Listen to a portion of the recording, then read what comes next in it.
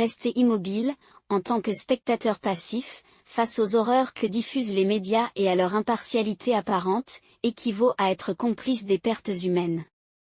Chaque citoyen de ce monde porte une responsabilité envers les crimes qui se perpétuent sous nos yeux. Tout individu, pourvu d'une once d'humanité dans son âme et dans son cœur, ne peut demeurer indifférent face à ce carnage. Nous sommes tous à bord du même navire. Soit nous sortons de notre léthargie pour contribuer à contrer la destruction et la noyade imminente, soit nous courons tous le risque de sombrer avec le bateau. Le premier pas que chacun de nous doit accomplir est de prendre du recul par rapport à la fragmentation des événements. Cette fragmentation permet à chaque protagoniste de justifier les crimes commis contre des innocents pris au piège de ce conflit. Par conséquent, il est impératif de comprendre le conflit israélo-palestinien dans son intégralité, en examinant son contexte historique et sa dimension géopolitique internationale.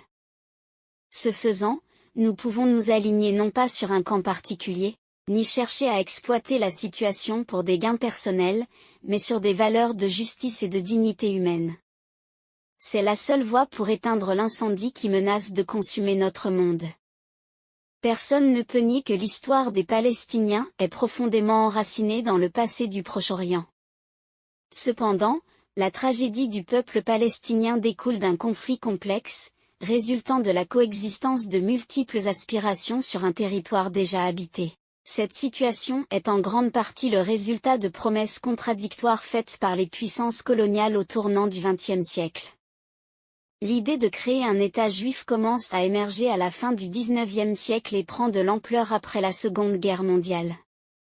Ainsi, nous nous efforcerons de décrypter et d'analyser ce passé complexe afin d'acquérir une compréhension claire et juste de l'histoire, avec pour objectif de construire une paix durable et solide, conforme aux droits de tous les peuples concernés. Dans le prochain chapitre, nous explorerons la genèse du sionisme et comment, à la fin du XIXe siècle, un journaliste nommé Theodor Herzl a donné forme à un mouvement politique et à une idéologie émergent, le sionisme.